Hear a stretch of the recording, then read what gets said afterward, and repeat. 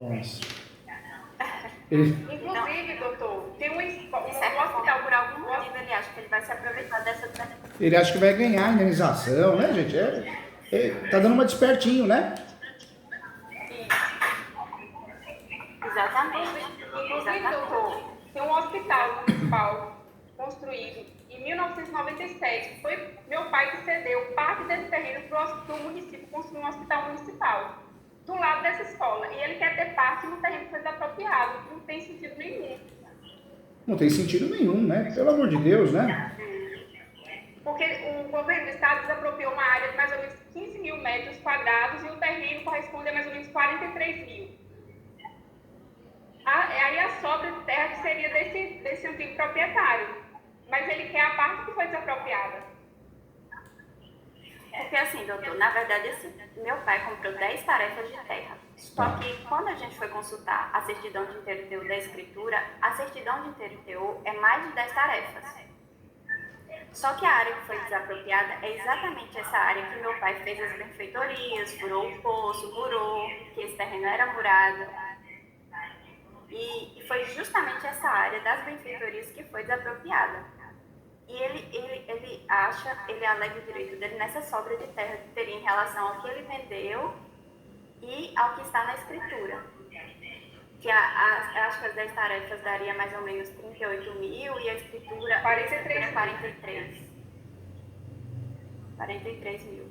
Aí, por isso que ele também alega que ele tem direito nessa sobra de terra que seria dele. E confusão tá dando uma de besta, né? Na verdade, Tá dando de besta. está errada. Isso. Essa escritura foi feita há 40 anos atrás, então provavelmente essas metragens estão completamente erradas. O que corresponde à realidade não é o que está na escritura. Porque esse terreno que consta na escritura, as dimensões dele nunca existiram de fato. Tanto é que quando meu pai comprou o terreno completo, que são as 10 tarefas. Nossa senhora, que dor de cabeça, né, gente? Meu Deus. Vocês não merecem, não. A gente vê que vocês são do bem. Não merece passar esse nervoso, não. Meu Deus. E pior que vocês estão numa situação, gente, que vocês vão ter que criar uma estratégia jurídica. Com muito carinho e muita propriedade, o que eu orientaria vocês fazerem? Lembra do uso capião que nós conversamos? O uso capião, vai ter que ser feito porque nós vamos usar esse uso capião como matéria de defesa. Distribui a ação do uso capião, aplica a súmula 237 do Supremo.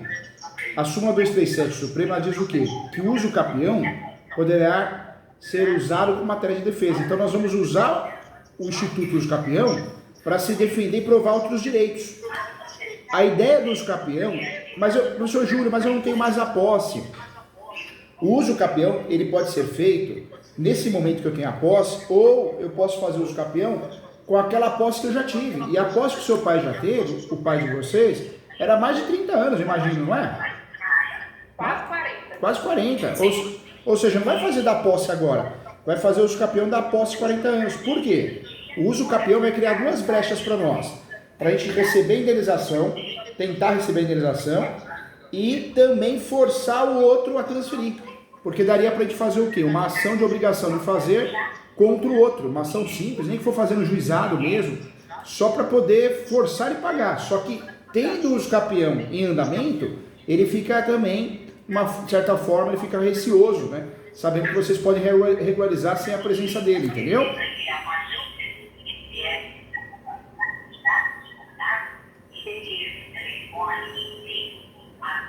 Aí o doutor acha que nós teremos que dar entrada no uso capião e apresentar o uso capião como matéria de defesa nessa ação que ele deu entrada. Nessa ação que deu entrada. Você vê que situação chatinha?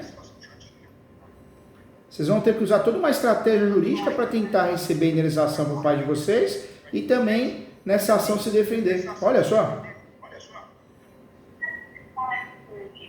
E haveria tempo hábil? Tem que ser um uso capião distribuído o quanto antes, né? Mas, em regra, esse uso capião tem que ser distribuído porque é o único meio que faz prova da posse de vocês.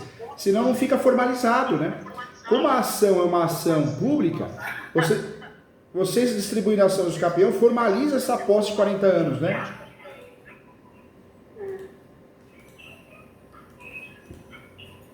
Agora...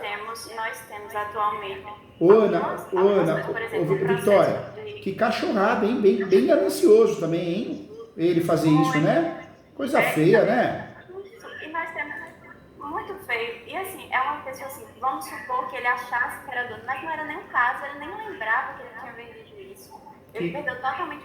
Tanto é que nós temos uma certidão de inteiro teu.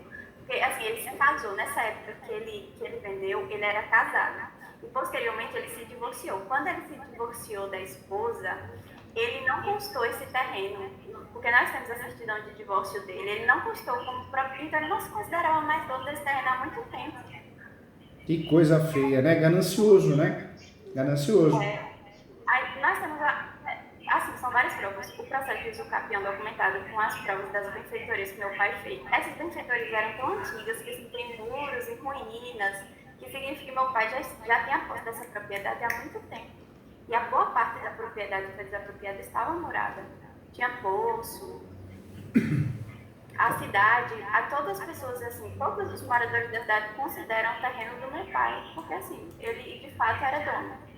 E vocês têm todos os requisitos, né? 40 anos de posse, mas pacífica nos nome. Ou seja, para o usucapião, esse imóvel já era para estar no nome de vocês faz tempo, já era para ter feito lá atrás, né?